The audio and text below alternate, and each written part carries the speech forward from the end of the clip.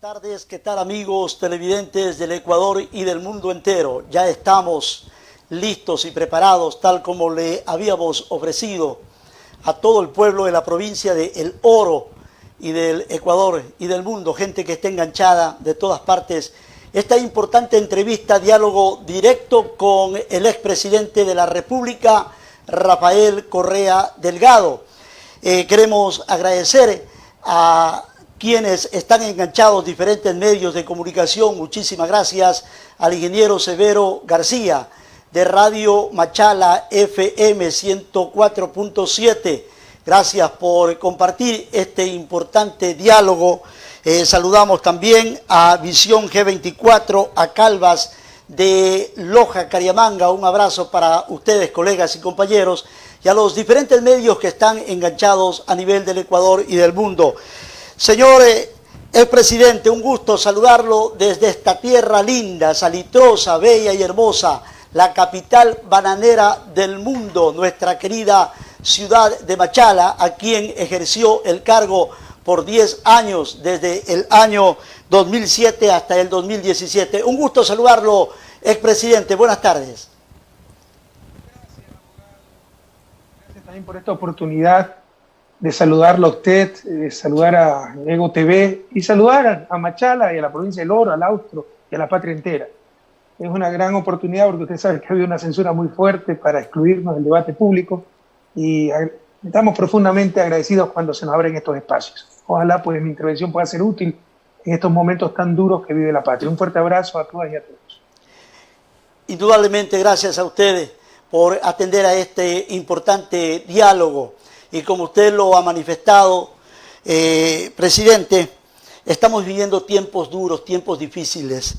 En esta emergencia sanitaria que vivimos, Ecuador se ha convertido en el ojo de la tormenta del periodismo internacional y de gobiernos internacionales.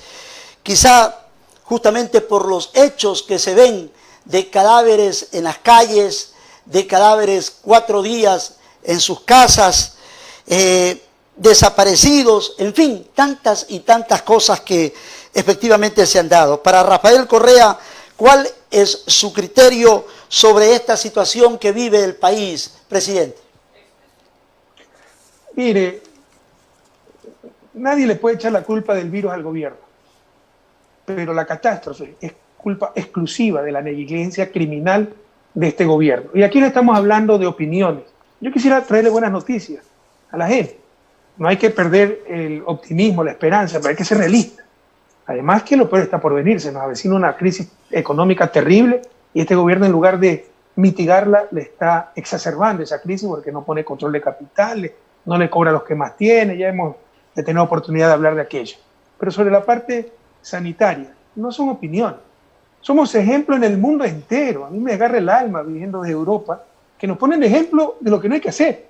El gobierno que peor, el país que peor ha manejado la crisis sanitaria, y en mi ciudad, Guayaquil, el centro mundial de la pandemia, en Sao Paulo, Brasil, hicieron un video de lo que pasaba en Guayaquil para decirle a la gente, miren, si no obedecen, si no cumplen, así vamos a quedar. Seremos ejemplo de todo lo malo.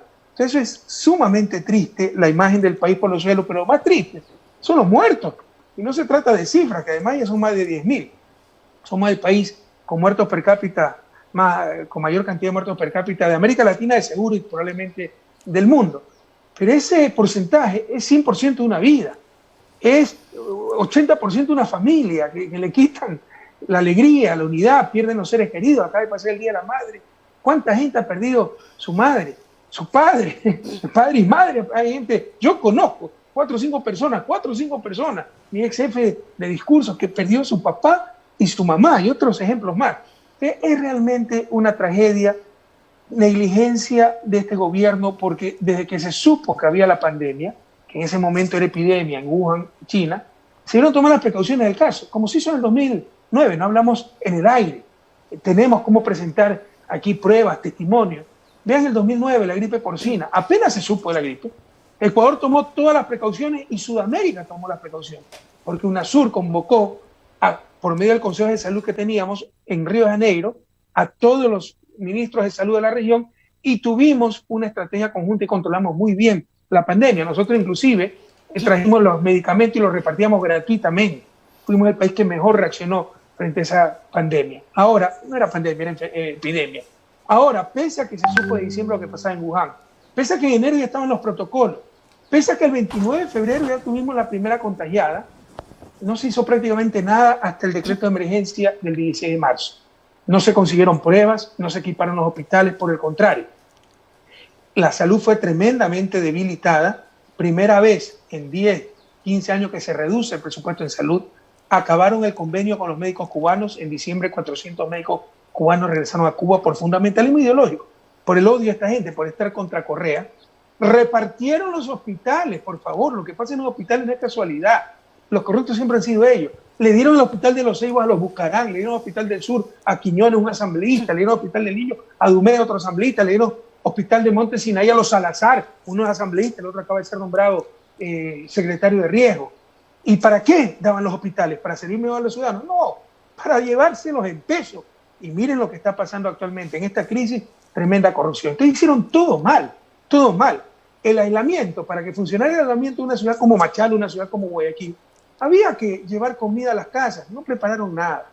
Las pruebas, hay que tomar pruebas, detectar los contagiados, asintomáticos, detectar la red de contagio, así han controlado en Venezuela, que es el país más exitoso a nivel de América Latina, en Corea del Sur, tal vez el país, Singapur, los países más exitosos del mundo. Había que hacer pruebas, pruebas y más pruebas.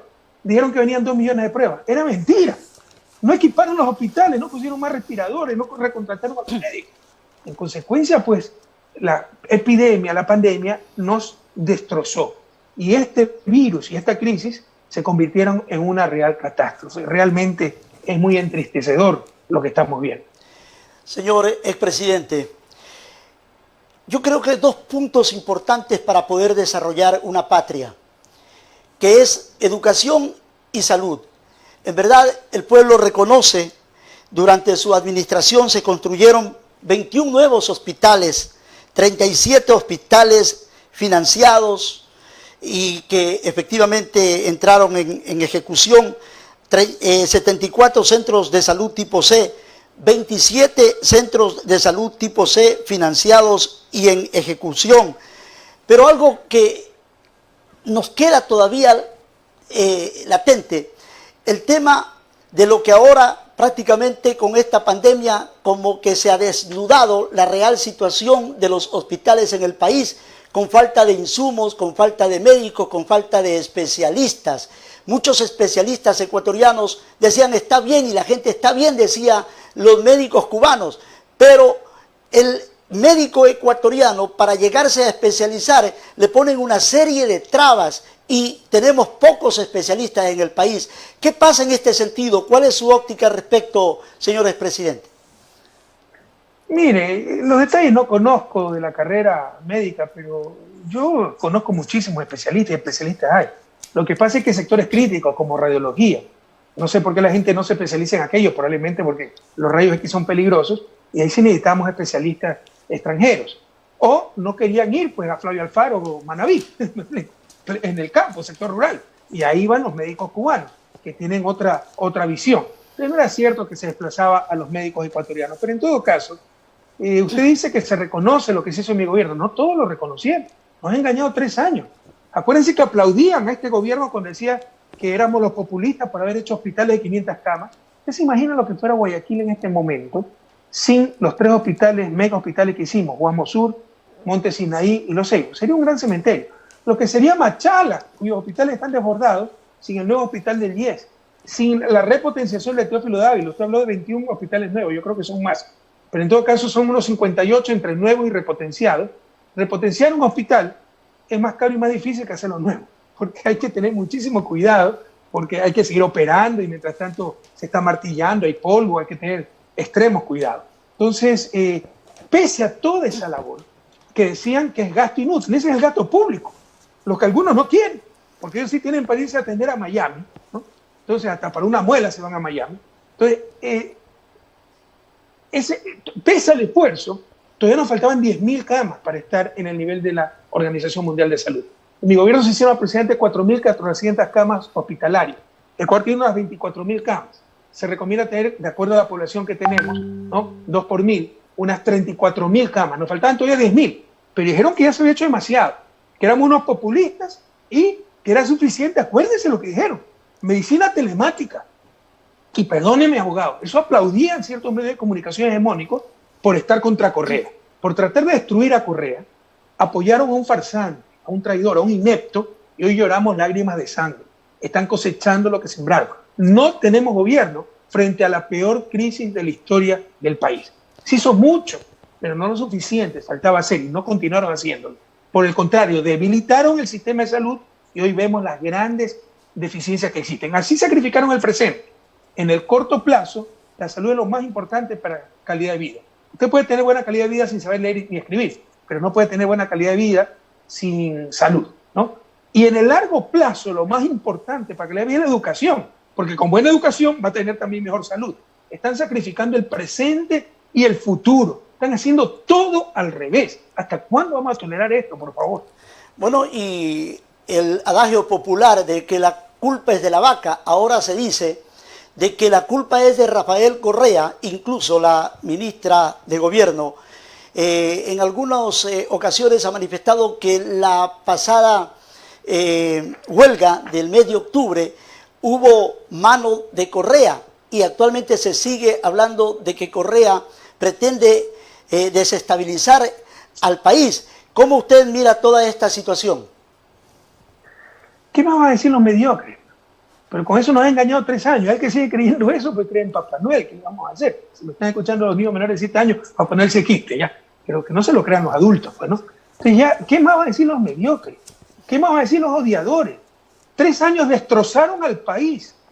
Hace 3 años, machaleños, orenses, compatriotas, recordemos, no por Correa, por la patria, por su familia, por las futuras generaciones. Hace 3 años éramos ejemplo de todo lo bueno. Ahora somos ejemplo de todo lo malo. Hace 3 años inauguramos escuelas del milenio. Ahora inauguramos cementerios. Ahora se hablan de fosas comunes. Ese es el cambio trágico que ha tenido la patria. Y frente a la ineptitud, la mediocridad de esta gente, no hay pues mejor recurso que echarle la culpa al otro. Esa es la etiqueta, esa es la carta de presentación, jóvenes, de los mediocres de siempre. Pero eso no resiste el menor análisis. Recuerden que también dijeron que, bueno, que las fake news eran culpa de los correístas. Descubrieron 13 redes correístas funcionando desde México que querían desestabilizar el gobierno presentando videos falsos. ¿Se acuerdan o no? Resulta que los videos falsos eran verdad. Lo que estaban mintiendo era el gobierno. Ahora acaban de descubrir que es la CONAIE. Presentaron una información hace poco, que es la que organizó las movilizaciones en octubre. Pónganse de acuerdo, y no éramos nosotros. No era yo con mi celular mágico desde Bélgica, que primero dijeron que estaba en Venezuela, hecho ese paso, en Barquisimeto, ciudad que ni conozco. Entonces son mentiras tras mentiras. Estamos con gente enferma, créanme. Mentirosos patológicos. Entonces, ¿quién les cree a estas alturas? Cree también Papá Noel. Ya no hay nada que discutir ahí. Economista, usted no se siente culpable, porque lo veo que menciona de un desgobierno de 3 años. Culpable en el sentido de que usted lo puso a Lenín Moreno en la palestra para decirle al pueblo ecuatoriano: vean, voten por este señor. ¿Qué pesa más en la política cuando uno está eligiendo a los candidatos? ¿Pesa más la popularidad que pueda tener tal o cual persona, o pesa más la capacidad que pueda tener tal o cual persona, economista? ¿Por qué voy a sentirme culpable? ¿Desde cuándo la víctima es la culpable? ¿De cuándo el traicionado es el culpable? Es el traidor el culpable. Es como que si dijera que Eloy Alfaro fue el culpable de Leonidas Plaza, de la traición de Leonidas Plaza, o Jesús fue el culpable de la traición de Judas, o el rey Leónidas fue el culpable de la traición de Fialte. O sea, no tiene mucho sentido aquello, ¿no? Nos engañó a todos, fue un lobo disfrazado de cordero, es un mentiroso profesional. Fíjense los videos, pero si está grabado. Revise lo que decía hace 3 años, que yo era el mejor ecuatoriano de todos los tiempos, el mejor presidente del mundo, el mejor gobierno de la historia. Ahora todos somos ladrones, hemos hecho todo mal. Y con la complicidad de la prensa le permiten decir todo aquello. Que Moreno era evidente que no era una luminaria, claro, pero no necesariamente se necesita un ente para gobernar un país, depende de las circunstancias. Yo lo dije en su momento, está grabado, ¿no? El país se había polarizado, porque cuando usted quiere cambiar estructuras tan injustas, obviamente va a tener un ataque brutal de los grupos que pierden el poder y eso polariza. Le pongo el ejemplo histórico. La guerra civil, pues, norteamericana. Abraham Lincoln fue el peor presidente de Estados Unidos, hasta provocó una guerra. Pero si usted quería abolir la esclavitud, necesariamente iba a polarizar. No es que los esclavistas iban a decir, sí, lo apoyamos, presidente, para liberar a los esclavos. Iban a resistirse. Dicho sea paso, Abraham Lincoln es considerado el mejor presidente de la historia de Estados Unidos. Pero si hubiera perdido la guerra, hubiesen dos Estados Unidos. Los Estados Unidos, propiamente, la Unión, y los Estados Confederados del Sur. Mire todo lo que arriesgó. Hasta perdió su propia vida. Dada lo polarizado, asesinó a un autor, Booth, que era pro-sur, ¿no? Pro-esclavismo. Entonces, mire todo lo que arriesgó si usted quiere cambiar las cosas. Entonces el país, habíamos cambiado mucho en 10 años, pero el país estaba polarizado, ¿no? Había gente que en verdad nos odiaba, y sobre todo por el veneno, la inquina que metía la prensa. Entonces no necesariamente para ser presidente hay que pasar un test de inteligencia, porque quien tiene el IQ más alto. De repente se necesita una madre Teresa, alguien conciliador, ¿no? De repente se necesita un espíritu apacible que pueda unir a las partes, consolidar lo ya avanzado. Y por eso pensamos en Lenín Moreno, además de la popularidad que tenía. Nadie pensó pues que era un lobo disfrazado de cordero y que era el traidor más grande de la historia de este país. ¿Sabe, economista, por qué le hice esta pregunta? Porque en algunas otras entrevistas lo escuché a usted manifestar de que en algún momento sí tenía dudas de la capacidad de Lenín Moreno. Siempre he tenido dudas. O sea, yo nunca he dicho que Lenín Moreno es un ente. Vea cuándo he dicho eso. Nunca he dicho que es brillante. Creíamos que era un tipo que por su vida, por lo que sufrió, quedó paralítico, ¿no? Era más sensible, tenía gran inclinación social y tenía un espíritu conciliador. Y creíamos sinceramente que eso era lo que necesitaba el país en ese momento. Y lo ratifico, era lo que necesitaba el país. Pero nunca nos imaginamos que este era un traidor y un lobo disfrazado de cordero. Yo nunca he dicho que Lenín es brillante, nunca lo he dicho. Economista, vamos entrando poco a poco en materia y en verdad estamos preocupados en el país. El actual presidente se atreve a pagar 341 millones de dólares a los bonos del 2020 en plena crisis, y esto también ha sido objeto de crítica, pero quisiéramos escucharlo al expresidente de la República. ¿Qué se puede hacer en un momento de crisis? ¿Pagar, aguantar, de pronto llegar a los acuerdos? ¿Cómo podríamos manejar esta situación? Abogado, agárrese de la silla, y los que nos están escuchando, agárrense, sosténganse del soporte más cercano que tengan, porque en verdad han pagado como 700 millones de euros.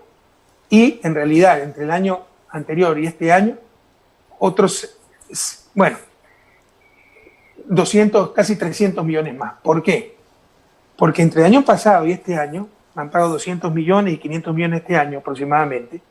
Las cifras no me cuadran bien, tal vez me esté confundiendo un poco, pero han pagado mucho más. Han pagado mucho más por una operación que tienen con Goldman Sachs y el Credit Suisse, donde pusieron de colateral, de garantía, bonos, pero con la cláusula que primero la relación era 2.5 a 1, es decir, si nos prestaban 1.000, los bonos deberían ser 2.500 millones. Pero además la proporción tenía que mantenerse, 2.5 a 1.000. Si bajaba el precio de los bonos, tenían que dar otra forma de colateral, y estos tipos dieron 700 millones, eso estoy seguro, esos 700 millones entre el año pasado y este año. Han dado 700 millones líquidos, ¿no?, para mantener la relación 2.5 a 1 por el préstamo de 1.000 millones. Pero más grave es que lo lógico hubiera sido, téngale abono 700 millones del capital y le estoy debiendo 300 millones. No, es colateral, le seguimos debiendo 1.000 millones, pagamos, supóngase una tasa de interés de 5%, pero sobre 1.000 millones, cuando en la realidad solo tenemos de saldo 300 millones. Es decir, estamos pagando 50 millones sobre 30 millones, sobre 300 millones, perdón, ¿no? Eso es un interés del más del 20%, casi casi el 20%, ¿no? El 20% sería unos 60 millones de dólares. Entonces, es un atraco para el país. Eso están haciendo, han pagado mucho más deuda externa, han hecho operaciones desastrosas donde la tasa de interés efectiva es cerca del 20%. Verá que en los próximos días salta ese escándalo. ¿Qué hubiéramos hecho? Lo lógico, lo que recomendó el Fondo Monetario, el Banco Mundial, no pagar, no por estafadores. Tenemos un motivo de fuerza mayor. Eso lo consideran todas las legislaciones de todos los países, los códigos civiles. Si usted tiene un motivo de fuerza mayor, no está obligado a pagar una deuda, no puede sacrificar a sus hijos. Cuando una empresa cae en bancarrota, no lo obligan a pagar la deuda, solo hasta sus posibilidades. Y esto ya hay antecedentes. En 1953, una Alemania destruida no pudo pagar su deuda externa y todo el mundo la apoyó. Acá Decía Banco Mundial, Fondo Monetario, analistas mundiales, no hay que pagar la deuda, y estos agenciosos lo primero que hicieron es pagar, y no han pagado 324 millones, han pagado cerca de 700 millones este año y unos 200 millones más el año anterior.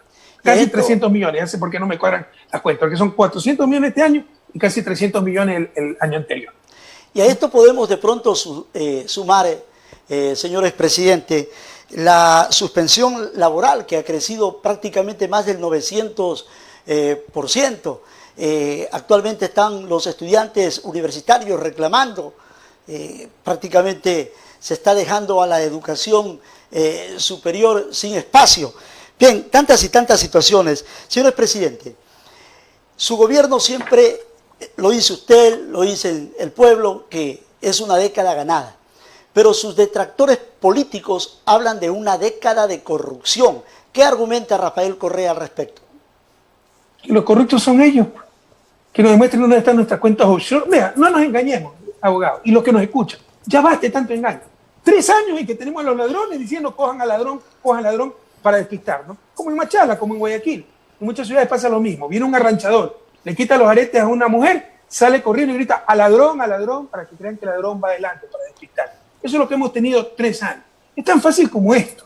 ¿Quién es corrupto para enriquecer a Odebrecht, para enriquecer a China, para enriquecer, yo sé qué, a Petrochina y todas las tonterías que han sacado, ¿no? Si uno es corrupto es para enriquecerse uno. ¿Dónde está el dinero? ¿Dónde está el dinero, Jorge Glass? ¿Dónde está el dinero de quien le habla? Yo hubiera podido ser millonario legalmente, porque no había ley sobre los regalos presidenciales. Recibí 2,5 millones en regalos presidenciales. Tendría 2,5 millones legales. Por supuesto, para mí sería inmoral, pero legales. Lo dejé todo en el Museo de Carondelet, que ya está cerrado y ojalá no se hayan robado hasta eso, ¿no? Para el pueblo ecuatoriano, como propiedad del pueblo ecuatoriano. Entonces, que nadie se engañe. La primera cosa que hay que ver para acusar a alguien de corrupto es si lucró, se enriqueció. ¿Dónde está el dinero de los altos cuadros de la Revolución Ciudadana? Ricardo Patiño, Gabriela Rivadeneira, están echados locos con un ventilador. Por el contrario, la ruta del dinero que se conoce, la cuenta que sí se conoce, es INA Investment. Cuenta 100, raya 4, raya 10, 71, 378, Balboa Ban, Panamá, conocida antes del supuesto escándalo de Arroz Verde, y no ha hecho absolutamente nada la fiscal Diana Salazar, exfuncionaria Moreno y una perfecta corrupta, puesta ahí por Trujillo para solapar, para ser cómplice de Moreno y para perseguirnos a nosotros. Entonces, que nadie se engañe. Si hay corrupción, debe haber alguien que lucró. ¿Dónde está ese dinero? Y han contratado hasta empresas para buscar nuestras cuentas, nuestro movimiento financiero, movimiento migratorio, y no han encontrado nada, ni van a encontrar nada, porque los corruptos siempre fueron ellos. Bien, hay personas que creen y ven y han visto con buenos ojos, muchos ecuatorianos, las obras de Rafael Correa. Pero también hay correístas que creen 100% en usted, pero no creen en las personas que lo rodearon. Esas personas que en algún momento su hermano Fabricio Correa los llamó como el Círculo Rosa.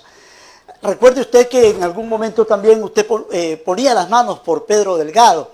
Y en fin, ahora, ese círculo, ¿cómo lo sigue manteniendo Rafael Correa en su mente? ¿Está bien, está mal? Personas que de pronto hicieron una mala jugada al presidente. ¿Cuál es la óptica de Rafael Correa sobre ese círculo? Vea, abogado, usted me está dando la razón.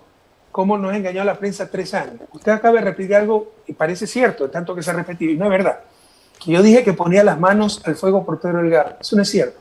Alguna vez en una sabatina dije, renuncio si es que demuestran que yo sabía de las corruptelas, infracciones, ilegalidades de Pedro Delgado. Editaron.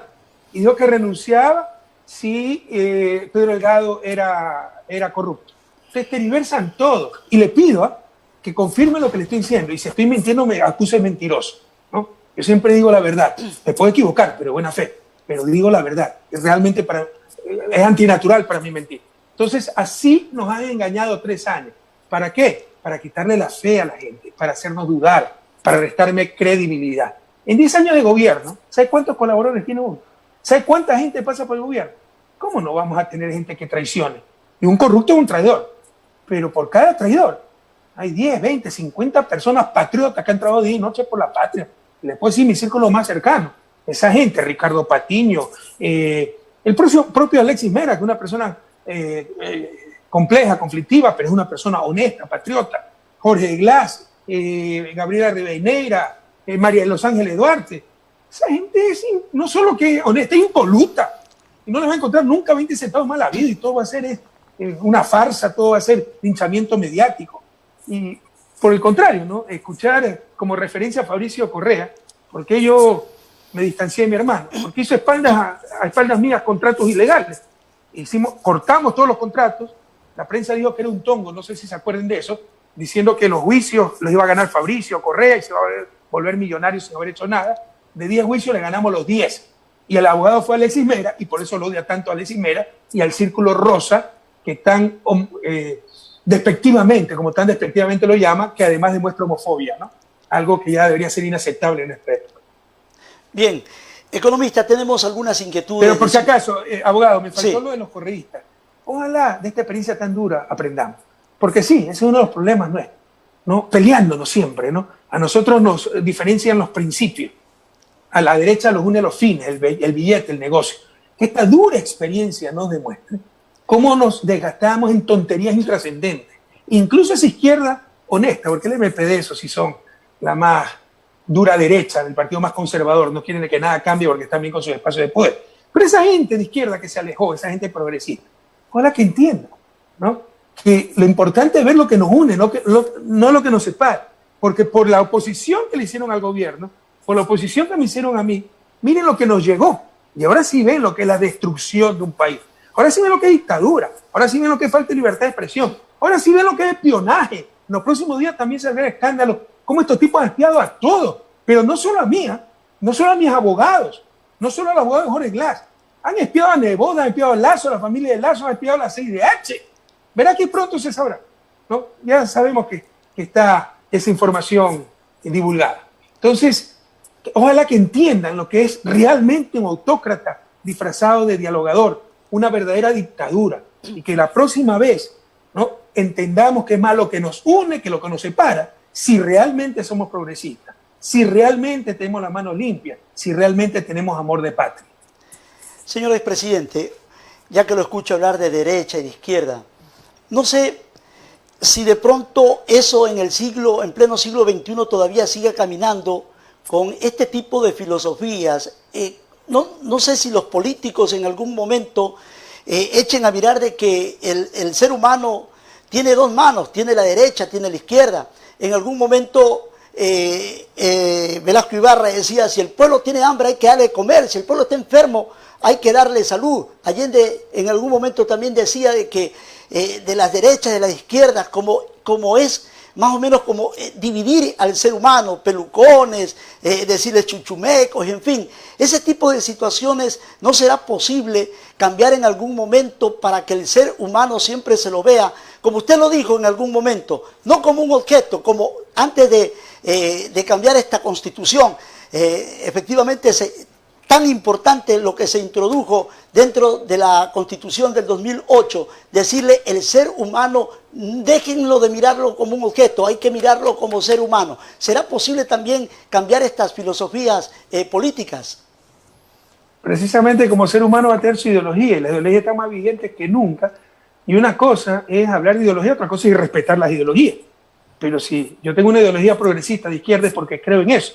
Pero primero está la realidad, usted tiene la razón.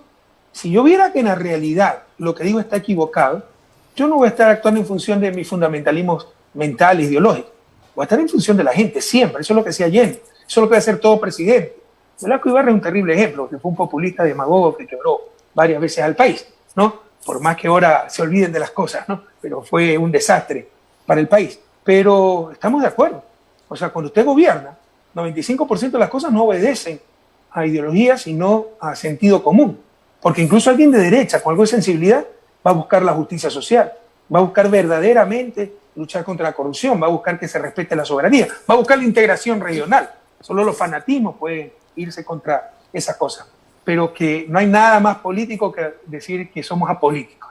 o decir que se acabaron las ideologías. Por el contrario, esta pandemia nos enseña lo importante que es la ideología, porque la izquierda siempre mantuvo que era importante la acción colectiva, que hay cosas que no se los puede dar en las manos del mercado, que hay cosas que son derechos, como la salud, no es una mercancía.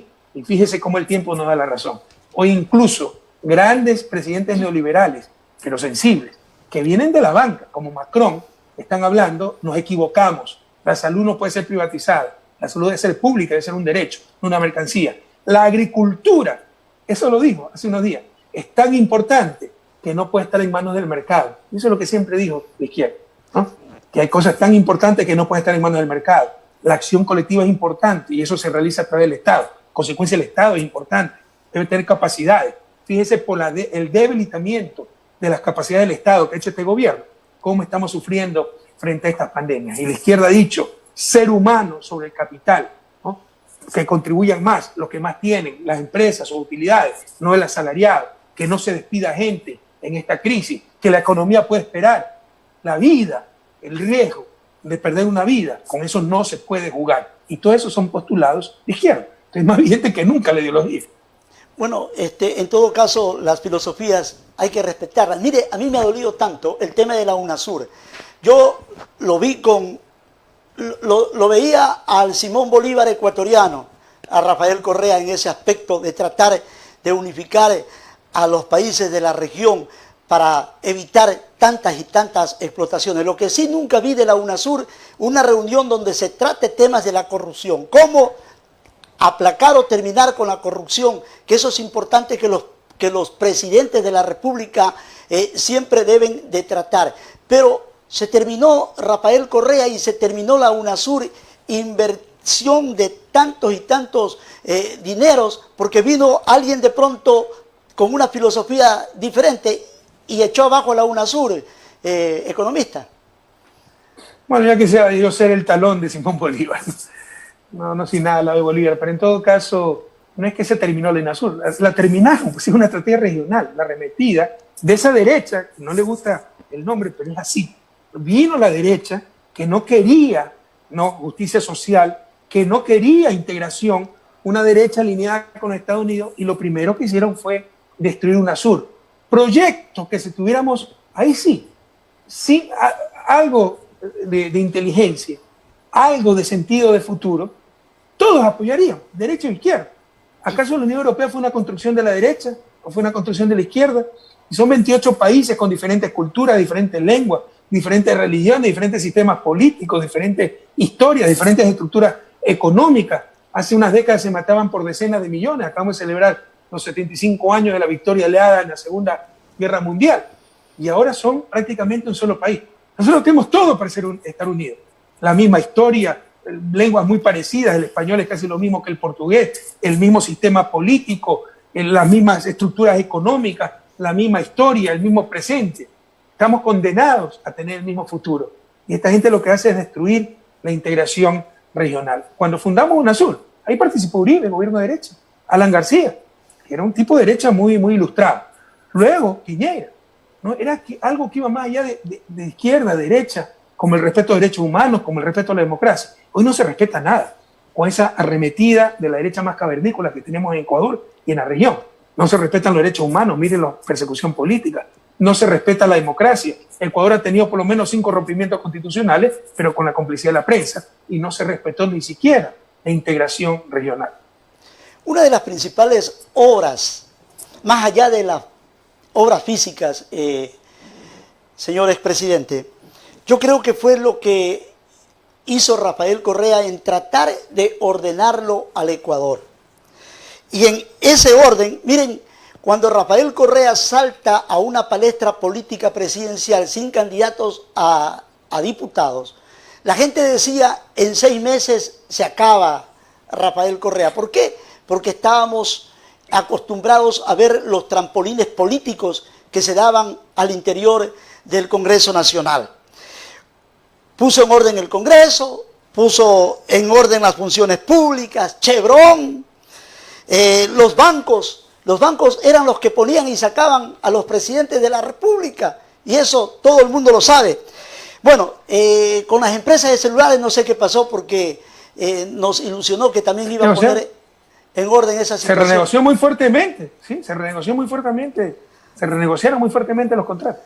Bueno, ¿y cuál es su apreciación del Ecuador de ahora, pues, con todo esto? Por supuesto, una profunda tristeza, ¿no? Este gobierno, los jóvenes que no conocieron el pasado y creyeron que todo estaba dado, y se dejaron engañar por la prensa, creyendo que, sí, en 10 años es imposible no tener caso de corrupción. Usted ha hablado de la lucha contra la corrupción. Es siempre bonito ese discurso, la lucha contra la corrupción. La lucha contra la corrupción no es de un gobierno, no, peor de una persona, un presidente. Esto es un pueblo. Y somos muy tolerantes con la corrupción. Y cuando vemos un corrupto y no nos beneficia que ellos y tiramos piedra de todo, pues como que si queremos, no sé, tranquilizarnos nosotros mismos.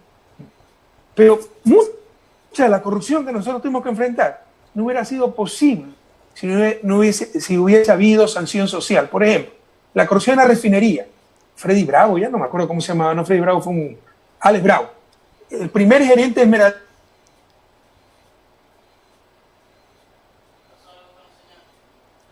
¿Mandé?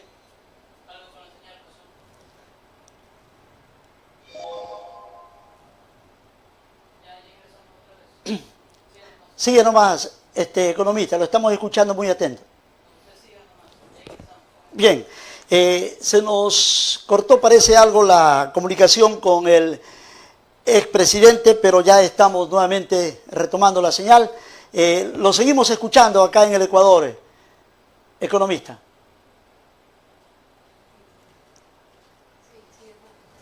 Bien, me avisa cuando estemos ya con la señal, retomando la señal, por favor, nos avisa. Correcto. Muchas gracias a la gente que está conectada desde los diferentes puntos cardinales del Ecuador y del mundo entero. Saludos cordiales para todos y cada uno de ustedes. Estamos tratando de retomar el contacto con el expresidente de la República. Adelante, economista. Ya, sí, lastimosamente estos son los problemas de la tecnología. No hay grandes ventajas y algunos de esos problemas. Pero mire, le hablaba de la corrupción. Todo el mundo, es el discurso más de moda, la corrupción, la lucha contra la corrupción. La cámara, mire la economista, mire la cámara. Exacto. El problema está igualito el teléfono que antes, pero algo pasó y se desconfiguró. ¿Ahí está? Sí, ahí estamos en perfecta condición. Ya. Entonces, en nombre de la libertad, ¿cuántos muertos ha habido? ¿No? ¿Cuánta represión? Pinochet dio el golpe de Estado en nombre de Chile libertario, por si acaso, ¿no? Memoria frágil. Entonces, así lo mismo corrupción. Todo el mundo habla de la lucha contra la corrupción. La lucha contra la corrupción, y nos hicieron creer, los jóvenes, le hicieron creer que la corrupción había empezado con mi gobierno, porque tuvimos algunos casos de corrupción inevitables en 10 años de gobierno. Pero ya les está recordando la situación actual del viejo país, cuando se robaba en los hospitales, en las mascarillas, en las fundas para los muertos, hasta en las crisis más difíciles, de la forma más cruel. Ese era el viejo país. Acuérdense que se robaba en migración, en aduana, telefónica, policía, justicia. Nosotros pues limpiamos muchísimo toda esa corrupción institucionalizada. Y la que quedó fue la de los paraísos fiscales, ya no dependen de nosotros, donde se esconden grandes fortunas, ¿no? Y habrá que seguir combatiendo eso. Pero el tema es que combatirlos todos. Por ejemplo, Alex Bravo, el gerente de la refinería de Esmeralda, que fue el que coordinó las corruptelas en la refinería de Esmeralda, su plata la tenía en paraísos fiscales en Panamá. Cuando se casó, ahora sé que hubo un fiestón en Esmeralda y todo el mundo fue. ¿Y cómo un asalariado del sector público podía pagarse esa fiesta? Era claro que estaba robando, pero todo el mundo toleró aquello. Entonces, esta es la lucha de todo un pueblo y jóvenes. No se dejen engañar por estos lugares comunes. La lucha contra la corrupción y es el gobierno y la culpa del gobierno y solo el sector público. No. Lamentablemente esto ha erosionado nuestra sociedad. Es una lucha día a día y de todas y de todos. Sobre lo que usted decía de las cosas que se hicieron, no. Bueno, es fácil olvidar, ¿no? Y algunas veces sí duele, porque o sea, usted sabe que tengo muchísimo apoyo y lo agradezco muchísimo, pero tenemos también tantas críticas tan injustificadas y es fácil olvidarse. Cuando nosotros llegamos al poder, usted me dijo que había arreglado el Congreso. Bueno, sí se hicieron muchas reformas, la nueva Constitución, la Asamblea Constituyente de Montecristi, pero cuando llegamos al poder habían 800 conflictos limítrofes en el Ecuador, 800. Y Ecuador no tenía completa su frontera, y al interior 800 conflictos parroquiales, cantonales, provinciales que habían costado vidas, como el conflicto de la Concordia. Cuando llegamos al gobierno no había uno solo. Pues usted no puede contentar a todo el mundo. Cuando tiene que decidir entre Chimborazo y Guayas, hace lo más objetivo, lo más honesto, pero a alguien se le resiente siempre, ¿no? Entonces eso es gobernar. No se puede contentar a todo el mundo. Steve Jobs decía, si quiere contentar a todo el mundo, no sea líder, vende helados. De jóvenes, no se dejen engañar tampoco. El buen gobernante no es el que contenta a todo el mundo, es el que hace lo correcto sin importar el costo. No teníamos ni siquiera todavía completas las fronteras terrestres sí, pero la frontera marítima, tenemos frontera con Perú, frontera con Costa Rica, por la isla del Coco y nosotros las Islas Galápagos. Nada estaba delimitado, está todo perfectamente delimitado. Habían abusos, acuérdense ustedes de la reserva de Arenillas militar para evitar que pasen los tanques peruanos, 16.000 hectáreas si la memoria no me falla, con una gran reserva de bosque seco. Cuando fui a visitarlo, encontré camaroneras en las playas. ¿De quién era esa camaronera? De almirantes retirados, hablemos claro, la verdad. Y cuando pregunté por qué rayos hay camaroneras privadas en una reserva supuestamente militar, ¿saben lo que me contestaron viéndome la cara? Estúpido, para que no pasen los tanques peruanos. Obviamente deshicimos eso, dejamos una reserva natural del bosque seco y repartimos las tierras a las comunidades, a los agricultores les dimos las camaroneras y ya este gobierno está revirtiendo absolutamente todo. Entonces la memoria es frágil, pero dense cuenta cómo recibimos el país, los apagones, la falta de carretera, la falta de hospitales, la falta de escuelas, la falta de ECU 911, la falta de escenarios deportivos, la falta de tantas cosas. Y obviamente en 10 años no se puede hacer todo, pero se hizo más que en los últimos 50 años. Bien, economista, tenemos algunas inquietudes, interrogantes de ciudadanos que nos han pedido efectivamente hacer llegar estas inquietudes a su persona. Así que vamos con la primera interrogante para el expresidente de la República, economista Rafael Correa Delgado. Adelante, por favor. Un saludo desde Machala, capital bananera del mundo, economista Rafael Correa. Mi nombre es Rodrigo Lozano, uno de los millones de militantes anónimos defensores de la Revolución Ciudadana. Apenado por haber hecho campaña y trabajado para que el peor gobierno de la historia llegue al poder.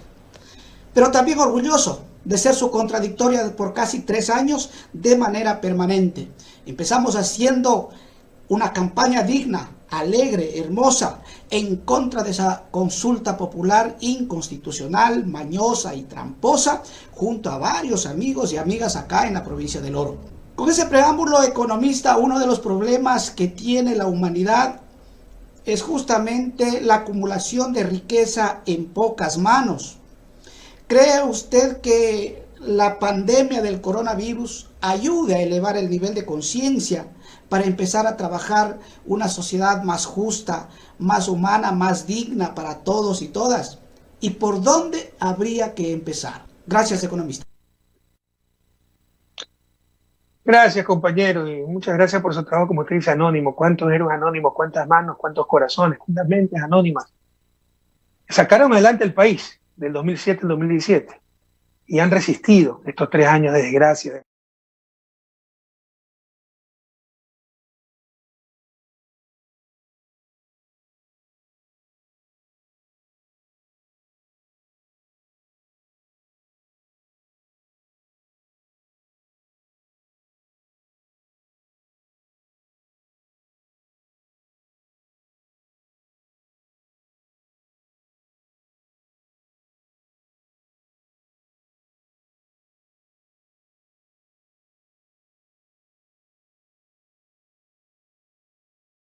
La testaferro de todos los grupos de poder, ¿no? La recadera de los grupos de poder.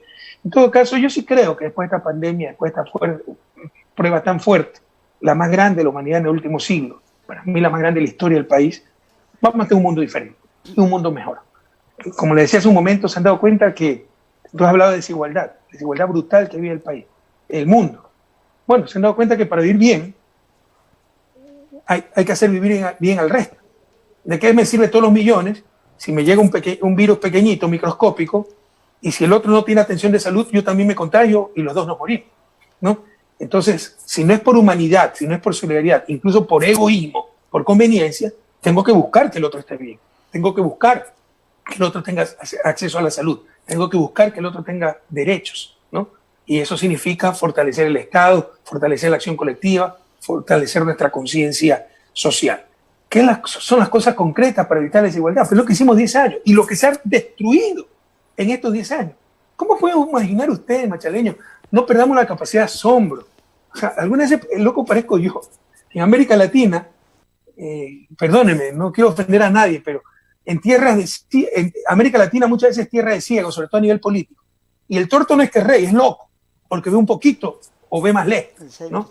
¿Cómo ustedes pueden imaginar que el año pasado la economía haya decrecido 0.5% y al mismo tiempo, mientras decrece la economía, mientras el tendero gana menos, mientras hay más desempleo, mientras el comerciante informal vende menos, los banqueros rompen récord histórico en utilidades, ganando más de 600 millones de dólares? ¿Cómo pueden entender eso? Eso es inaudito. Eso significa que le están sacando la plata de los bolsillos a los demás. Porque si crece la economía, se entiende que ellos puedan ganar y que el resto tal vez no esté perdiendo, así no esté ganando. Pero si está decreciendo la economía, lo que ellos están ganando significa que alguien está perdiendo. Están perdiendo los empresarios, están perdiendo los ciudadanos comunes y corrientes que pagan más por servicios bancarios, más por tasas de interés. Entonces, no perdamos la capacidad de asombro. Todas estas son las fuentes de desigualdad, ¿no? Como la reducción de impuestos, como la ley que acaban de mandar, que paguen los asalariados y sepan ustedes lo que propone el gobierno, que están locos o están cegados por la avaricia, que paguen las empresas con utilidades de más de $1 millón, pero solo el 5% de las utilidades. Si ganan 1 millón o 300 millones. Pero eso va a ser crédito tributario, no es donación. Es costo para el Estado. O sea, desde el 2022, ya si yo pagué, qué sé yo, $50,000, ¿no? $50,000 como empresa. En el 2022, ¿no? Si tengo que pagar $80,000 de impuestos, solo pagaré 30,000, porque 50,000 es crédito tributario. O sea, no están pagando. El coste es para el Estado.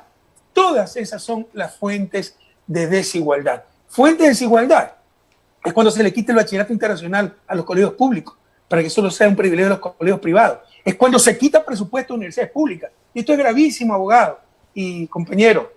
Es gravísimo, porque si ustedes averiguan, la CNC está en manos de las universidades privadas. Este tipo les entregó, han repartido la patria como botín entre piratas. La Superintendencia de Banco para los bancos, el Ministerio de Industria para las cámaras de comercio, el Ministerio de Economía para Lazo y Creo, ¿no?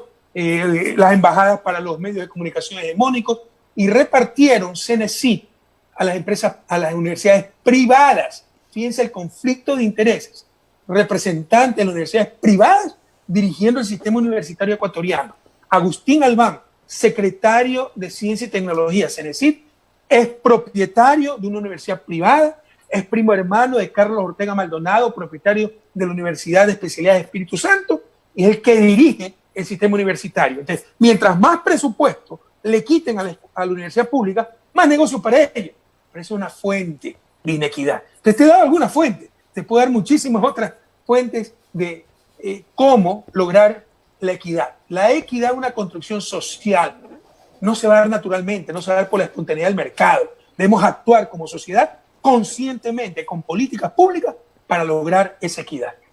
Bien, economista, tenemos también a la juventud que quiere participar en esta importante entrevista. Por favor, va la siguiente pregunta para usted. Rafael Correa, reciba un cordial saludo. Mi nombre es Ronnie Torres Bravo, soy oriundo de la ciudad de Machala, provincia del Oro. Mi pregunta va enfocada a la crisis económica que está pasando en nuestro país referente por el tema del petróleo. Somos un país muy dependiente del crudo y en su gobierno yo fui parte del impulso que realizó la vicepresidencia de la República con el ex vicepresidente Jorge Glass, donde se respaldaban varios proyectos innovadores. Apuesto mucho a la ciencia y la tecnología, a la innovación, a la industria, y creo que sería clave que el gobierno que prosiga después del gobierno del licenciado Lenín Moreno le apueste bastante a la industria, a la ciencia y tecnología, y me gustaría saber cuál es su punto de vista. Ronnie, el próximo gobierno no va a administrar un país, cuando les digo va a administrar ruinas. Lo peor está por venir, se nos viene una crisis económica terrible, puede irse la dolarización. El principal paso, cuando se desnormaron los precios del petróleo, como no tenemos tipo de cambio, ¿no? Cuando vino la pandemia, eso implica costos fiscales, como no tenemos emisión de moneda, era evitar la salida de divisas. En otros países el Banco Central puede emitir dinero y prestarle al gobierno. Eso lo está haciendo la Federal Reserve de Estados Unidos, está haciendo el Banco de Inglaterra, lo está haciendo el Banco Central Europeo. Nosotros no podemos hacer eso. Ya entendemos cuáles son los costos de la dolarización. No puede emitir dinero para reactivar la economía, pero además no puede emitir dinero para financiar el sector público, que se le derrumbaron se le derrumbó el ingreso porque se derrumbó el precio del petróleo. Pero además hay que cuidar las divisas, que no salgan. Las divisas son como la sangre del cuerpo humano. Si te desangras, te mueres. Si salen divisas y ya no entran porque se derrumbaron los precios del petróleo, colapsa la economía, colapsa la dolarización. Entonces, en lugar de controlar eso, están exacerbándolo. Le están dejando que los bancos saquen la plata fuera del país. El próximo gobierno realmente va a tener que gobernar ruinas. El asunto es extremadamente grave. En todo caso, con respecto a tu pregunta, a mí no me gusta el petróleo, pero menos me gusta la miseria. Algunos dicen fuimos suertudos en nuestro año de gobierno. ¿Qué vamos a decir? Pues no pueden negar las carreteras, todas las obras. Tienen que inventarse algo, ¿no? Fuimos suertudos porque tuvimos altos precios del petróleo. Lo que no dicen es que triplicamos la recaudación de impuestos y no por aumentar impuestos. Porque ahí sí luchamos contra esa corruptela llamada evasión, ¿no? Casi la totalidad del incremento de impuestos, hay estudios que lo dicen, es por mejor recaudación. Y bajó grandemente la importancia relativa del petróleo en el presupuesto del Estado, ¿no? Antes fácilmente llegaba al 50%, 40-50%, estuvo en 30% más o menos. Pero todavía dependíamos del petróleo. Pero salir del llamado extractivismo, que es el discurso también cansado y cansino, el lugar común de cierta izquierda infantil. Hay que superar el extractivismo. Todos estamos de acuerdo con eso. Pero para eso superar el extractivismo es cerrar el petróleo y cerrar las minas. Sí, probablemente saldremos del extractivismo para regresar a una economía recolectora, porque quebraríamos, ¿no? Superar el extractivismo es movilizar esos recursos a otras áreas, sobre todo el área del conocimiento, porque la economía del conocimiento es la única economía que se fundamenta en recursos ilimitados. Todas las demás clases de economía, incluso turismo, pero agricultura, industria, se fundamenta en recursos limitados. La única economía que se fundamenta en recursos limitados es la economía del conocimiento. ¿Por qué?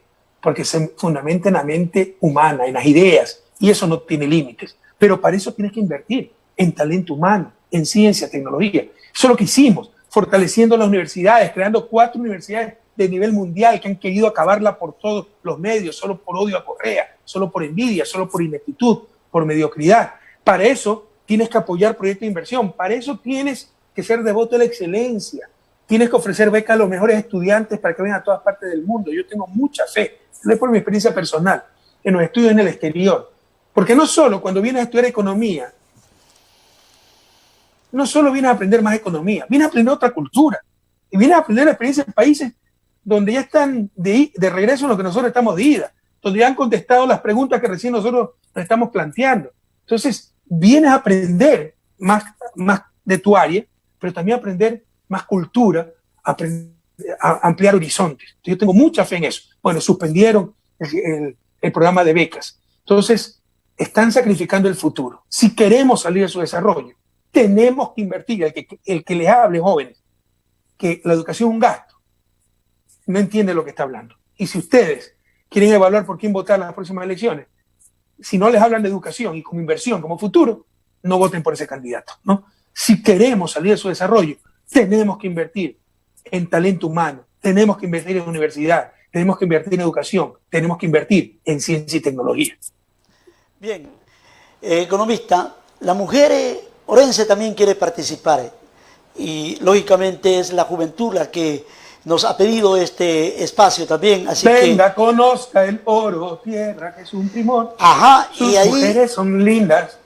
sus hombres de valor. Dan horror, perdón, de valor ya. Sus hombres de valor. A ver, por favor, vamos con la siguiente inquietud. No hay que ser sexista. Hombres y mujeres hermosos. Hombres y mujeres hermosos. Vamos ahí. Tu tesoro está tu corazón. Y hombres y mujeres valientes. Eso sí, es Que verdad. siempre es el estereotipo. Hombres valientes y mujeres hermosas. No está en el poder, por favor. sino en el servicio. Rafael Correa. Distinguido economista y público en general, tengan todos ustedes muy buenas tardes. He querido iniciar con aquella frase de nuestro querido expresidente, porque se ha quedado impregnada en mi memoria. Es un gran honor para mí poder tener la oportunidad de realizarle una pregunta que invade mi mente debido a la situación por la que estamos pasando. Cuando usted se encontraba como presidente, lo esencial fue la educación y la salud. Por lo tanto, ¿cuál es su punto de vista referente a cómo se está manejando el sistema educativo? De antemano, muchas gracias. Gracias a ti, compañera, gracias a ti. Y tú citaste, y yo seguí hablando, tal vez no se escuchó bien, una frase. Mi corazón no está en el poder, sino en el servicio. Y es sincero eso. O sea, y por favor, eso es algo que tienen que tener en cuenta también, joven. Ustedes pueden ver quién es ambicioso, quién es no, quién no. ¿Quién busca hacer carrera política? Yo nunca he entendido lo que es esto. A mí me dicen, cuando yo empecé a atacar a Moreno, porque ya vi que nos había traicionado y que iba a llevar al país al desastre, cuando tenía 80% de popularidad, le dije, no me importa. Y su futuro político, no me importa mi futuro político, me importa decir la verdad. Cuando en octubre dije que tenía que llamarse muerte cruzada, su futuro político está desestabilizando. Primero, es constitucional lo que estábamos pidiendo. Y si me hubieran hecho caso, qué diferente sería la situación actualmente, ¿no? Porque tendríamos ya un gobierno de seguro menos inepto que el de Moreno y enfrentaríamos de mejor manera la pandemia. Pero no me importaba, tenía que decir la verdad. Yo sabía lo que se venía. No la pandemia, pero la crisis económica ya se veía venir. En la misma represión que se estaba efectuando, los muertos, los detenidos, los heridos, para salvar vidas era necesario llamar a muerte cruzada, que esa sea una válvula de escape para tanta tensión social. Prefirieron la represión, ¿no? Pero en todo caso yo diré siempre la verdad independientemente del costo. Y aquí una frase del Papa Francisco. Y jóvenes, creyentes o no creyentes, católicos o no católicos, porque es de un hombre sabio, ¿no? La razón de ser de la autoridad pública es el bien común. La razón de ser de un político es el bien común. Tenemos una clase política demasiado mediocre, ambiciosa, con sus carreritas políticas, sus cálculos, y que piensa en la siguiente elección. ¿Qué debemos pensar, queridos jóvenes? Que 200 años llevamos en su desarrollo, que teniéndolo todo para ser un país desarrollado, todavía tenemos pobreza generalizada, falta de acceso a derechos, gran desigualdad, corrupción, inseguridad, mala educación, mala salud. Entonces no debemos pensar, y andan pensando en el puestito en el Congreso, y los pactos, y cuánto te quito y cuánto me das. Tengo que pensar en el desarrollo del país. Si no, ese político no es sincero. Y para lograr el desarrollo del país es un problema político, el desarrollo es un problema técnico, cultural también, pero también político, estructuras de poder. Tiene que haber un gobierno en función del bien común, porque son las élites las que han manejado nuestro país y las que nos mantienen en el retraso. Por eso se requiere el poder político. Siempre habrá lugar para la beneficencia, para la solidaridad, pero para cambiar estructuras tan injustas como la ecuatoriana, como la latinoamericana, se requiere el poder político, eso no se engaña, pero el poder político para servir. En mi corazón nunca he estado en el poder, se lo digo sinceramente, se lo repito, he estado en el servicio, intentar con toda mi energía, con mis escasas capacidades, transformar mi patria, servir mi país, sacarlo del subdesarrollo. Ese era mi proyecto vital. Si seguíamos en el camino que recorrimos 10 años, lo hubiéramos logrado en 20, 25 años, esos son el tiempo que toman estos procesos, 35, 40 años. Nos descarrilaron estos tipos, nos retrasaron 20 años. Ya no lo veré en vida, mi país fuera del subdesarrollo. Pero no hay que llorar sobre leche derramada, hay que ver hacia adelante, hay que volver a retomar ese camino, para que ustedes jóvenes sí vean a su país fuera del subdesarrollo. Sobre educación, la han destrozado, querida compañera. Y no hemos dejado hacer eso. Pero ¿cómo nos pudieron alterar tanto los valores? Es que es increíble lo que ha hecho el gobierno con la prensa. Nos hizo pensar al revés. Cuando había liderazgo, decían que había autoritarismo. Cuando hubo el reparto de la patria, hospitales, funciones del Estado, todos, ministerios, se llamaron diálogo. Hoy estamos sufriendo las consecuencias de ese diálogo, llorando lágrimas de sangre de cómo se ha desinstitucionalizado el país y cómo se puso a los peores a la cabeza de cada función del Estado. Cuando, por favor, a nosotros nos acusan de corruptos, a nosotros. En mi vida me interesó el dinero cuando llegué a la presidencia. Las canastas navideñas las mandé a devolver. Recuerdo que había la canasta navideña de Odebrecht, que era un baúl de madera con unos productos carísimos, caviar y todo eso, todo importado, y con una Johnny Walker azul, la marca más cara, la clase más cara de whisky de Johnny Walker. Le mandamos a volver y prohibí todas las canastas navideñas. Resulta que ahora somos nosotros los corruptos. Y la referencia a los que dan clases moral y buenas costumbres, Moreno, Bucarán, Fernando Valda, Galo Lara, Fidelega, que estamos locos.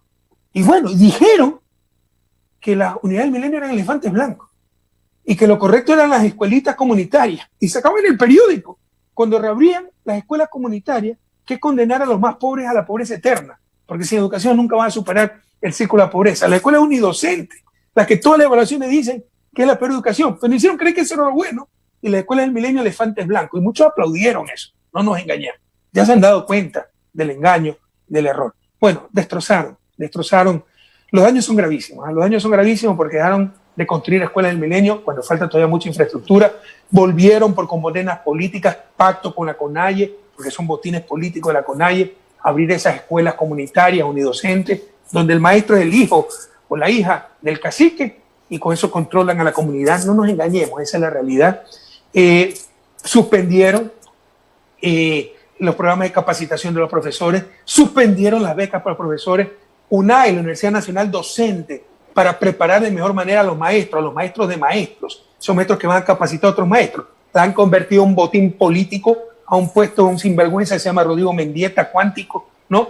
Y que está votando a los mejores profesores y poniendo sobre a los serviles, destrozando la educación, de la calidad de la Universidad Nacional Docente. Se despidieron maestros, le devolvieron parte de la educación al MPD, eso a nivel básico y secundario, ni hablar a nivel universitario, donde quisieron destruir Yacha, le hicieron un gran daño, no lograron destruirla, debilitaron las universidades emblemáticas, ahora le están quitando presupuesto a todas las universidades. Entonces realmente hay retrocesos históricos a nivel universitario, no hay derecho a que hayan hecho eso, no solo están sacrificando el presente, sino el futuro. Por eso, lo más urgentemente, hay que retomar para el pueblo ecuatoriano el poder político y volver a implantar las políticas que tanta alegría, tanta prosperidad, tanta justicia, tanta dignidad nos dieron durante una década. Pero sobre todo, que si continuábamos con esas políticas, especialmente las políticas educativas,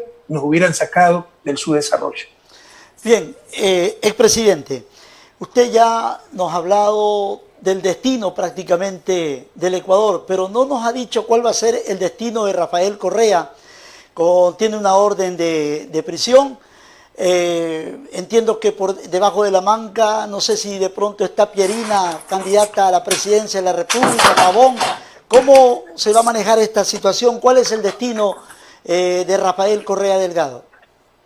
Perdone que se me está acabando la batería, por eso me voy a quitar los audífonos para poner a cargar el teléfono.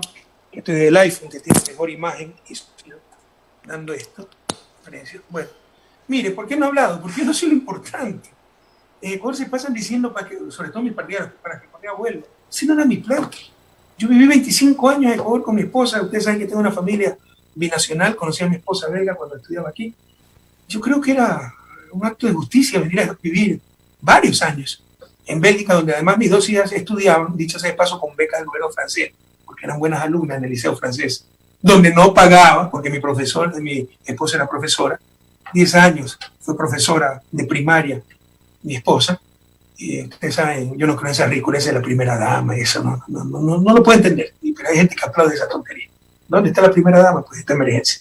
En todo caso, yo creo que era una cuestión de justicia, además que, sí, lo hice con mucho cariño, pero 10 años me entregué prácticamente de forma exclusiva al gobierno, trabajando por lo menos de lunes a sábado, y 12, 14 horas, frecuentemente dejaba a mi familia dormida y llegaba y la encontraba dormida o me sentaba varios días.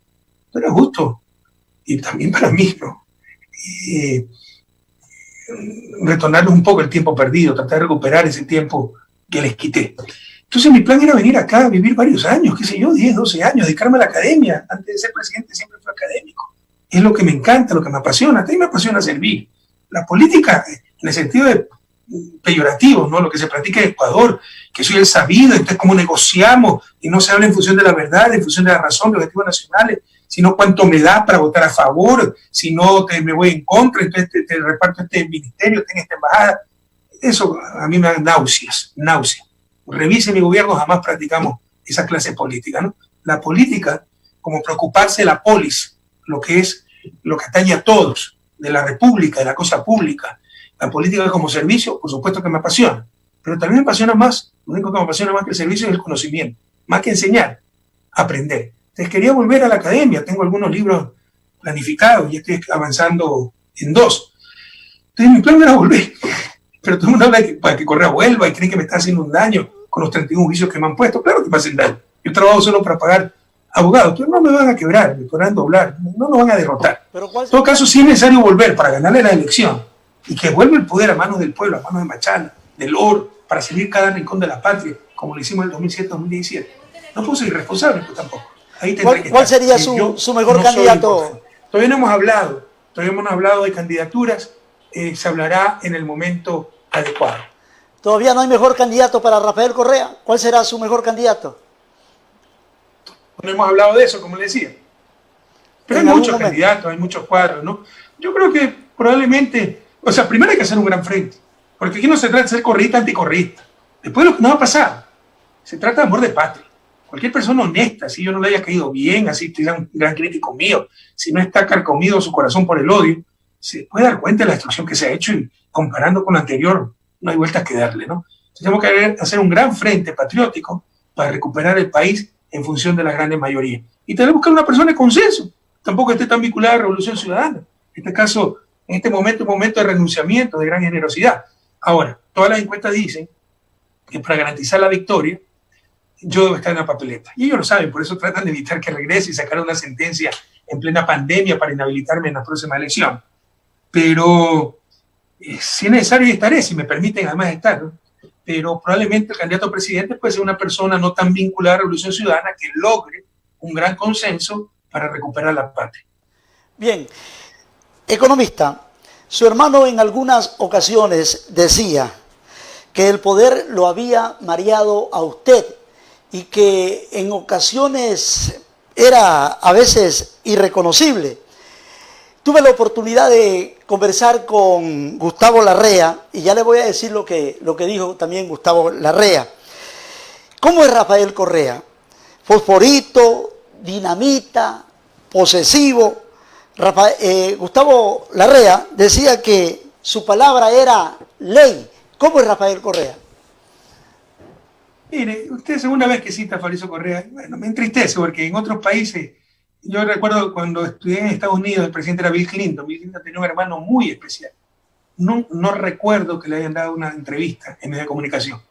Aquí Fariso Correa, de que yo le paré el carro y le quité todos esos contratos ilegales que hizo a mi espalda, empezó a insultarme, a acusarme de corrupto, tuvo palestra en todos los medios de comunicación.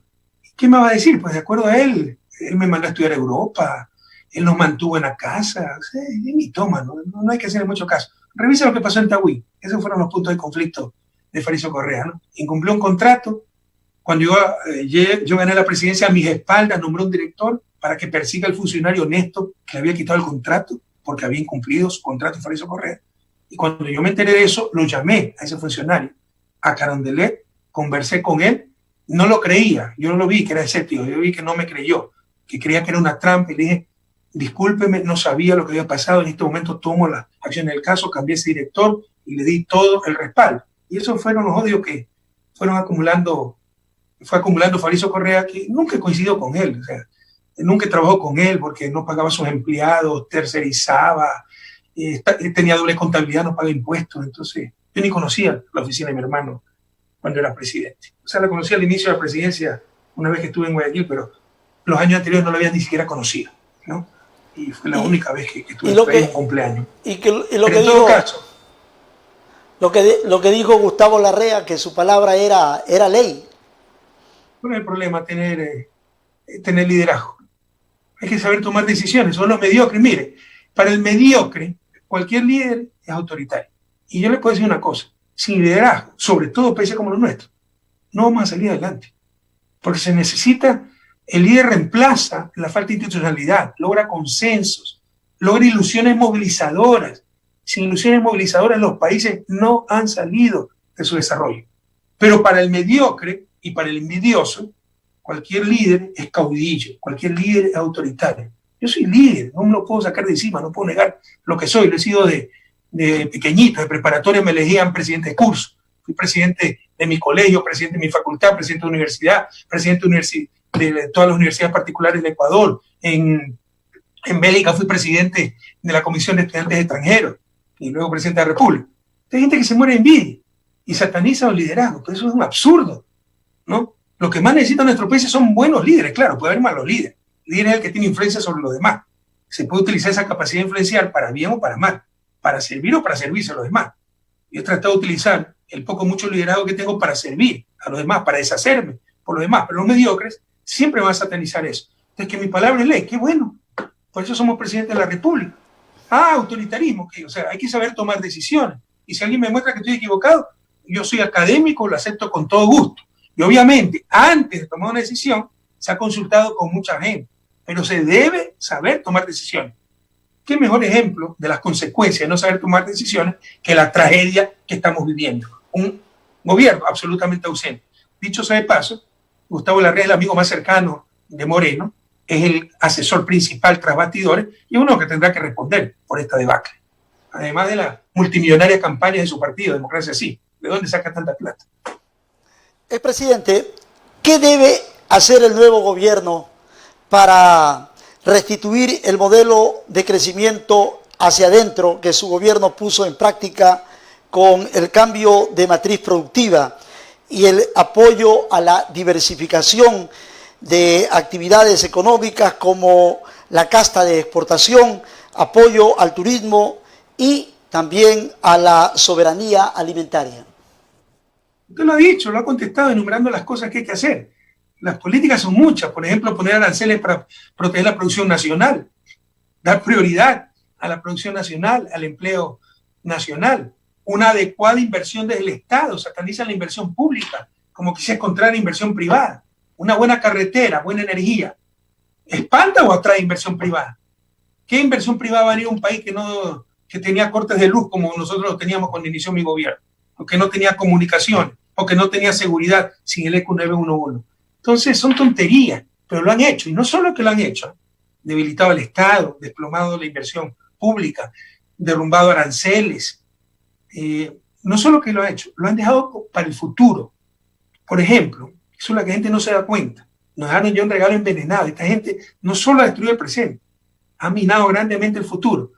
Con el cambio en la distribución de escaños, el cambio del método de Hall, que se llama el método de Wester. Prácticamente todos los países de América Latina tienen el método de Hall. Pero para repartirse la patria y evitar que haya una mayoría en la próxima asamblea que logre revertir lo que han hecho, ¿no? Cambiaron al método de Wester, que privilegia a las minorías. O sea, para que usted logre meter 2 asambleístas, tiene que ganarle más de 3-1 al que le sigue. Porque si usted tiene 300.000 votos y el que le sigue tiene 100.001 votos, entra ese candidato y no entra el segundo suyo. Que así dispersan la asamblea y es imposible consolidar una mayoría a no ser que empiece a repartir los hospitales, los ministerios, como ha hecho este gobierno.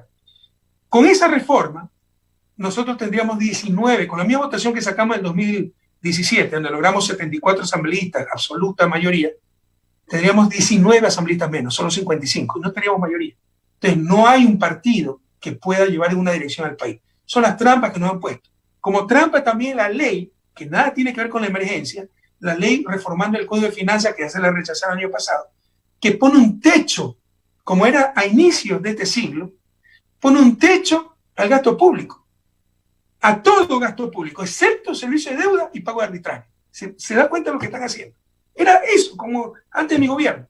Así yo encontré el país, antes de mi ministerio, así lo encontré antes del 2005, yo cambié esa ley, ¿no? Que prohibía invertir, ponía un techo a todo, menos al servicio de deuda. Ahora incluyen arbitraje, para tener platita para pagar el Chevron, a todos los que nos ganen esos juicios mañosos fruto de estos tratados de protección recíproca de inversiones tan dañinos para nuestros países. Ahí sí, tener disponible la platita. Entonces están hipotecando el futuro. Las políticas están muy claras, pero entienda, o sea, yo me puedo pasar 6 meses hablando de esto, le puedo dar un seminario, además que es mi especialidad, pero lo esencial, machaleños, orenses, patriotas, compañeros, lo esencial, el problema no es técnico, es político. Bien. ¿Quién tiene el poder? Presidente, estamos... Los importadores, seguirá este desastre. Cuando ese poder pase de nuevo a la grande mayoría, tendremos esas políticas en función de esa grande mayoría. Educación, salud pública de excelente calidad, inversión pública adecuada, protección de la producción y el empleo nacional. Bien, expresidente, estamos llegando a la parte final y hemos dejado en la parte final para hablar un poquito también de la provincia del Oro. Usted creo que construyó 4 nuevas universidades, pero acá en la provincia del Oro nos hizo y nos está haciendo falta una nueva universidad. La ciudad de Huaquillas, señor expresidente, es una ciudad que prácticamente está en agonía. Aquí mucha controversia en torno a la concesión de Autoridad Portuaria de Puerto Bolívar y la situación de la carretera Machala-Guayaquil, que eso definitivamente es un grito de todos los orenses. ¿Qué nos tiene que manifestar al respecto? Mire cómo es la vida, ¿no? Antes, ¿cuánto tiene la Machala-Guayaquil? 200 kilómetros. En nuestro gobierno, si se hacían 200 kilómetros de carretera, se felicitaba ese gobierno, gracias, porque lo poco parecía mucho, porque no se hacía nada. Como nosotros hicimos mucho, ahora lo mucho parece poco, ya nos critican los 200 que faltaron. Claro que faltó ese tramo, no pudimos hacer todo, como nos faltó el tramo Juján-Santo Domingo, como nos faltó el tramo Ambato-Riobamba, pero ¿cuántos ejes viales no se hicieron en el Oro, el propio aeropuerto? ¿No? Que tienen que aprovecharlo las autoridades locales, que son las responsables, de acuerdo a la Constitución, del desarrollo productivo, del desarrollo turístico. Me sorprende lo que me dice la universidad, porque la Universidad Técnica de Machala había mejorado muchísimo, ¿no? Se le dio más presupuesto, con la nueva ley había más estándares. Lo de Huaquillas, entendamos que eso es fruto de la dolarización, porque perdimos competitividad. Antes había comercio bilateral y más comercio de Ecuador hacia Perú, cuando no había dólar. Con el dólar nos encarecimos y hay solo comercio unilateral. Eso no significa que no hay que ayudar a Huaquillas. De hecho, ayudamos a Huaquillas. En Huaquillas se practicó el primer PITI, el Programa de Intervención Territorial Integral, que era una intervención desde el gobierno en cosas que le correspondía al municipio, muchas de las cosas que correspondían al municipio, para que sea la carta de presentación del país cuando entraban desde Perú, ¿no? Huaquillas, la puerta de entrada al Ecuador. Ahí se hizo una de las primeras unidades educativas del milenio. Se asfaltaron calles, agua potable, programas de vivienda, ¿no? Algunas cosas. El parque lineal, que lo suspendió este gobierno, pero son cosas que duelen en el alma. Eso fue decidido con el presidente Ollanta Humala. Al primer reclamo de Perú, porque parece que no tenían bien la información, lo que hicieron fue parar las obras. Y no solo eso, con mucho esfuerzo consensuamos para retirar a los comerciantes informales que se habían puesto al lado del canal. Han vuelto esos comerciantes informales, esos mercadillos, esos toldos, afectando muchísimo la entrada a nuestro país. Entonces solo hay retroceso, pero no nos pidan hacer todo, pues también exijan al gobierno que haga lo que tiene que hacer o que al menos hubiera continuado con lo que nosotros estábamos haciendo. Bueno, no sé si me faltó comentarle algo de lo que me preguntó, porque me preguntó varias cosas. Contestado, señor expresidente. Yo quiero agradecerle a los diferentes medios de comunicación, a La Verdad, que también se unió acá en la ciudad de Machala, Radio Machala 104.7 FM, un abrazo grande para Severo García, agradecerle a Visión G24, a Calvas en Loja, Cariamanga, y por supuesto a usted, señor expresidente de la República, por este importante diálogo que los orenses estábamos esperando a través de Ego RTV. No vaya a pensar que Ego es egocentrista, no, Ego son las siglas de Erwin Guerrero Ocampos. Así que en la parte final lo dejamos a usted, señor expresidente. Mire, muchas gracias, abogado. Sí me faltó contestar el aeropuerto Bolívar. Yo creo que la concesión es buena, el aeropuerto Bolívar, pero había que hacerla cumplir. Se habían planificado dentro de la concesión inversiones millonarias, y eso va a reactivar la economía, porque significa ampliar puertos, poner instalaciones, contratación de mano de obra local, compra de materiales. Hay que ver si han cumplido con lo que exigía la concesión. Entonces, exíjale al gobierno que no haga más, pero que haga lo mínimo, que al menos no destruya, que al menos mantenga, porque lo único que ha hecho es destruir. Mira, a mí me da un gusto enorme también esta entrevista, no solo por la calidad del entrevistador, le agradezco muchísimo. Usted escucha al entrevistador, no se escucha a sí mismo, como muchos entrevistadores, sino también por dirigirme a Machala, El Oro, provincia, ciudad, que han sido bastiones de la Revolución Ciudadana, a la que quiero tanto y a la que tengo tan buenos recuerdos, ¿no? Y creo que hicimos mucho. Está el ECO 911, la entrada a Machala con 8 carriles, el Coliseo, el multipropósito para deportes, el polideportivo, que era un ejemplo para todos los circuitos educativos. No hicieron nunca más nada y creo que ni siquiera han estado utilizando el propio polideportivo ya construido en Machala. Y tantas obras, ¿no? Las carreteras, Santa Rosa, cómo se transformó, todos los cantones tratamos de atenderlo. Pero es una provincia muy querida que siempre ha sido bastión de la Revolución Ciudadana. Son tiempos muy duros y temo que van a seguir siendo duros. Temo que la pandemia continuará y se nos viene una crisis económica muy fuerte. Siempre hemos resistido, compañeros, saldremos adelante.